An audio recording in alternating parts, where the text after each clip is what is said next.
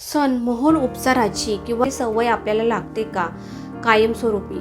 तर अजिबात नाही. कारण ज्यावेळेस तुम्ही तुमच्या प्रॉब्लेम्समधून बाहेर येत असाल, त्यावेळेस मात्र ह्या गोष्टी तुम्ही हळूहळू कमी करत नक्कीच या गोष्टींचा सराव तुम्ही थांबवला की नक्की तुम्हाला चांगलं वाटू शकतं. आणि असं नाही की तुम्ही ज्यावेळेस मनमोहन उपचार करून घेतला आहे आणि या गोष्टीची सवय तुम्हाला कायमस्वरूपी लाईफ टाईम लावावी लागेल किंवा असू शकते, असं अजिबात नाही आहे. ज्यावेळेस तुम्ही पूर्णपणे तुमच्या माइंडली पूर्णपणे एक यातनं चांगले व्हाल, त्यावेळेस मात्र तुम्ही हा उपचार पद्धती थांबवू शकतात.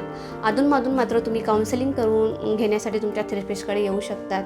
आणि हा एक गैरसमज आहे की या गोष्टींची आपल्याला सवय लागते. अजिबात या गोष्टींची आपल्याला सवय लागत नाही. आणि जरी तुम्हाला या गोष्टींची सवय असेल तरी ही चांगली सवय आहे. जर आपलं माइंडला किंवा आपलं ब्रेनला एक मशागत करण्याचं एक काम मनमोहन करत असतं.